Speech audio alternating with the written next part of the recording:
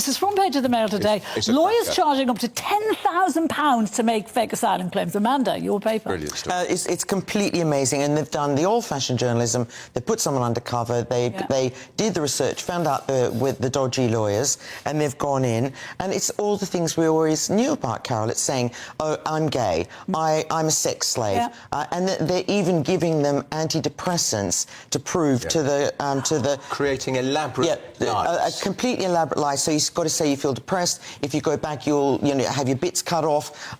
This is absolutely terrible. And here are antidepressants to prove that you were suicidal. Let's just. What is this bloke called? Let's name him. This lawyer that you went undercover to expose. He's called what? He's called VP Linga-Joyfie. He lives in a large house with a Mercedes with personalised and number plates. he asked for 10 grand. Yeah. To create this horrific backstory. Yeah, Nigel, this is appalling. It is appalling, and certainly any lawyer who's doing that should be struck off. Exactly. That guy should never work again one after that front page of the Mail. This investigation has already been fired, which is quite right.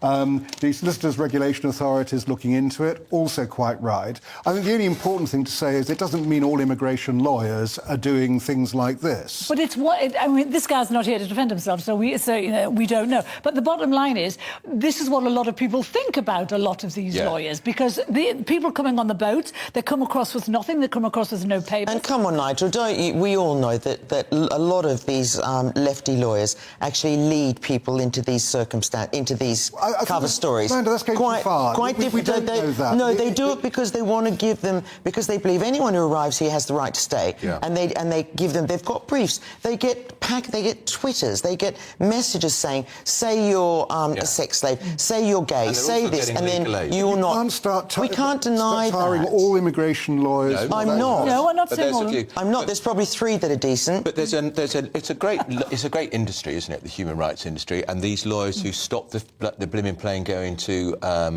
Rwanda in the first place. Yes. Rightly so. Why? Well, not rightly so. Why rightly so? Well, because the whole Rwanda thing was a crazy policy in the first place. It was approved by the High Court. It was approved by Parliament. It was approved by the High Court. It's been thrown out by the Court of Appeal, but not the Lord Chief Justice, who agreed with it, and the Supreme Court will decide. And it could well be a legal And the Lord policy. Chief Justice has said and the Supreme Court will decide whether or not Rwanda is a safe country. I mean, I take the point legally. What they've said is the principle of sending migrants to Rwanda is perfectly lawful. That's right. The issue now is whether Rwanda is actually a safe country. It's whether they will throw them out too quickly, I think, is the point. It's not whether Rwanda is safe. But it is a safe country. We know it's a safe country. Well, there's human rights questions over Rwanda itself. It wasn't a safe country 30 years ago, but it is now. Well, I mean, that's what the Supreme Court will decide. This lawyer is filmed on film, on camera.